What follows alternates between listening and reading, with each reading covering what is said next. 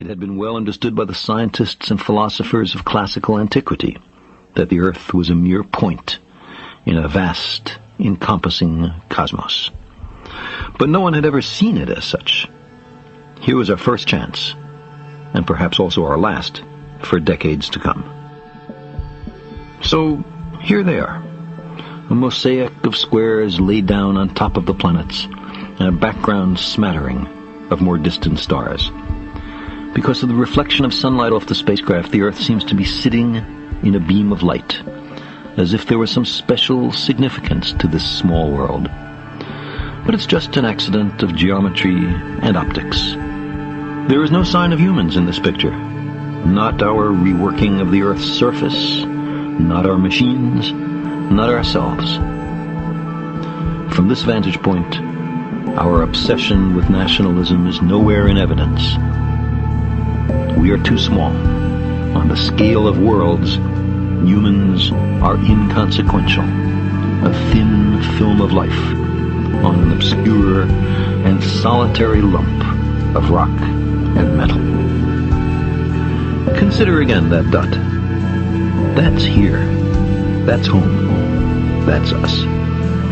On it, everyone you love, everyone you know, everyone you ever heard of, every human being who ever was, lived out their lives. The aggregate of our joy and suffering. Thousands of confident religions, ideologies, and economic doctrines.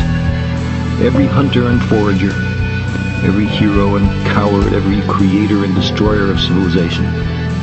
Every king and peasant, every young couple in love, every mother and father, hopeful child, inventor and explorer, every teacher of morals, every corrupt politician, every supreme leader, every superstar, every saint and sinner in the history of our species lived there, on a mote of dust, suspended in a sunbeam. The Earth is a very small stage in a vast cosmic arena. Think of the endless cruelties visited by the inhabitants of one corner of this pixel on the scarcely distinguishable inhabitants of some other corner. How frequent their misunderstandings, how eager they are to kill one another, how fervent their hatreds. Think of the rivers of blood spilled by all those generals and emperors, so that in glory and triumph they could become the momentary masters of a fraction of a dot. Our posturings, our imagined self-importance, the delusion that we have some privileged position in the universe, are challenged by this point of pale light. Our planet is a lonely speck in the great enveloping cosmic dark. In our obscurity, in all this vastness, there is no hint that help will come from elsewhere to save us from ourselves. Like it or not, for the moment, the Earth is where we make our stand. It has been said that astronomy is a humbling and character-building experience. There is perhaps no better demonstration of the folly of human conceits than this distant image of our tiny world. It underscores our responsibility to deal more kindly with one another and to preserve and cherish the only home we've ever known. The pale blue dot.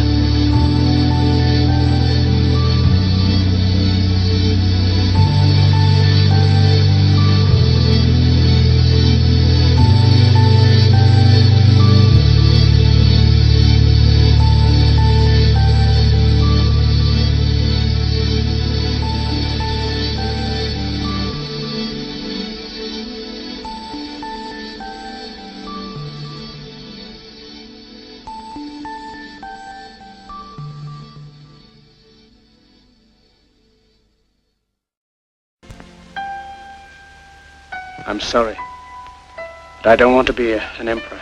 That's not my business. I don't want to rule or conquer anyone. I should like to help everyone if possible. Jew, Gentile, black man, white. We all want to help one another. Human beings are like that. We want to live by each other's happiness, not by each other's misery. We don't want to hate and despise one another. In this world there's room for everyone, and the good earth is rich and can provide for everyone. The way of life can be free and beautiful, but we have lost the way. Greed has poisoned men's souls, has barricaded the world with hate, has goose-stepped us into misery and bloodshed. We have developed speed, but we have shut ourselves in.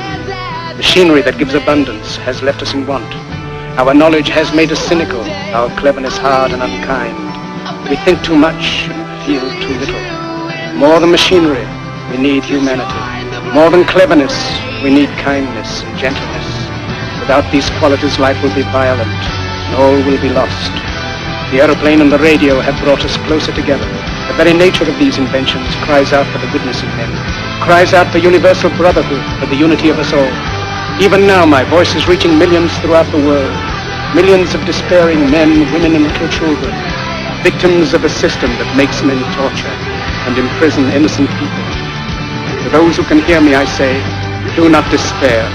The misery that is now upon us is but the passing of greed, the bitterness of men who fear the way of human progress. The hate of men will pass, and dictators die, and the power they took from the people will return to the people. And so long as men die, liberty will never perish. Soldiers, don't give yourselves to brutes. Men who despise you, enslave you, who regiment your lives, tell you what to do, what to think, and what to feel, who drill you, diet you, treat you like cattle, use you as cannon fodder. Don't give yourselves to these unnatural men, machine men with machine minds and machine hearts. You are not machines. You are not cattle. You are men. You have the love of humanity in your hearts. You don't hate, only the unloved hate, the unloved and the unnatural. Soldiers, don't fight for slavery, fight for liberty. In the 17th chapter of St. Luke it is written, the kingdom of God is within man, not one man nor a group of men, but in all men, in you.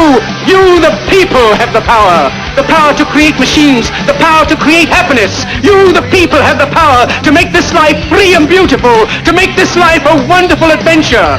Then in the name of democracy, let us use that power. Let us all unite. Let us fight for a new world, a decent world, that will give men a chance to work, that will give youth a future and old age a security.